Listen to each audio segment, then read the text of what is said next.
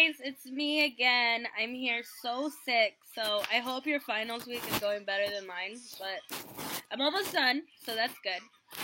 So basically, I just need to rant to you guys about racism real quick and everything I learned this semester in my racism class. So, beginning with Aristotle. There is evidence that Aristotle used human hierarchies, which is not surprising, even though we never learn about it in school. But yeah, basically he just thought that Greeks were superior to everybody else. It's fine, just normal stuff. And but he wasn't exactly racist because the construction of race didn't exist yet. That happened a little bit later. But basically, with the construction of race, it was just a whole bunch of white European guys saying that Europeans were superior to all other people. They're more intelligent, more beautiful, really just in every aspect. And they needed to do this so that capitalism could happen. And I don't know if you guys know Walter Rodney, but he's a really good academic. And basically, he just talks about how Europe underdeveloped Africa and how they exploited all of these people and they left Africa less populated than Europe, and then how that led to a whole bunch of advancements in Europe. And the same thing happened in America, even though we don't really talk about it. And, yeah, so basically, it's crazy, because in this class I learned that, how capitalism benefited from slave labor, but then also how it's continuing to happen today, even though we don't acknowledge that either.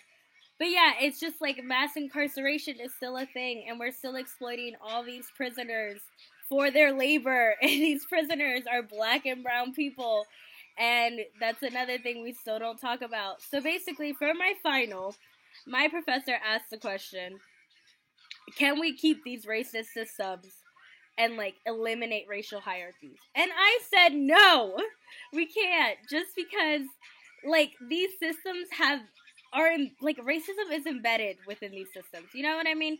I think it's impossible to kind of use these same systems and then say that they're not racist. And I think it's just this is what people have been using for years. Politicians have used this tactics for years, where they're oh, these policies aren't racist anymore, we're trying to fix racism, but they're still racist.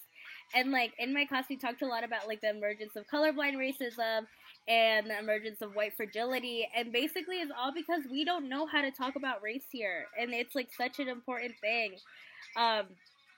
Basically we never learn about America's racist history, or at least not as extensive as we should, and therefore we don't know how to have conversations about it, which is very problematic. And also, this whole white fragility thing comes from white people getting angry or defensive when you talk about race, and a lot of times it's just because they don't understand racism, and they don't have to, because it's not their reality every day.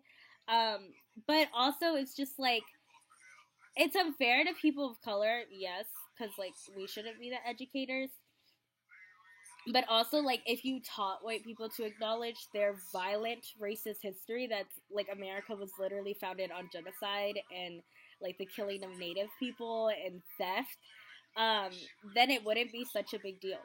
So basically, I told her that to deconstruct these racist systems, what I think we need is one, collective storytelling. And I know this is a huge thing that a lot of people of color talk about, not being the educators, but it's also super important to sometimes be the educators, because stories matter, but also collective action matters. So you also need white people doing their part too, and everybody coming together and kind of solidarity politics. I know you guys know about this. So yeah, that's super important too, and just being able to stand with somebody, even though you guys have differences, being able to stand with somebody and be yes, I support you, and yes, your story matters, and America is racist and we should fix this system. I think that's super important. That's where allyship comes in. And we really talked about, there was this one reading that she made us read that I thought was so good, and it was on how white people helped during the civil rights movement. And we do learn about stories like that, I feel in school, but not this extensive. She talked about activist groups that worked with I was about to say Black Lives Matter, the Black Panthers, And we don't learn about them. They were called the Patriots, and they basically would educate white communities on racism so that the Black Panthers didn't have to do it. And that's already such a huge burden, like, lifted off. And I feel like it's also something that we can learn from today, because I feel like I said, that kind of takes the pressure away from people of color having to educate. But also, I don't know, because, like, I think of all this, like, collective action and allyship, and I think it's all super important. But I also just kind of think that we need to have this huge revolution on this system, just because I don't think that you can use the same systems and not be racist. You know what I mean? Like, a lot of people say when Obama was president, like, I mean, obviously it was a lot better than now, but that doesn't mean that America wasn't racist. Like, a lot of his policies still kind of catered to the needs of the white majority. And I don't think it's that he wanted to. I think it's just like that's the system that he was operating in, and that's the system we all operate in. And like, we also read something by Ruby Sales, really like her, and she kind of talks about how we've all been socialized in like this culture of whiteness, and how we all have a duty to do something about it. Like, the duty isn't just on like Black people, it's not just on Hispanic people, like, it's on everybody. And I also think that's super important. So yeah, that was my little rant. I hope you guys enjoyed. That's it.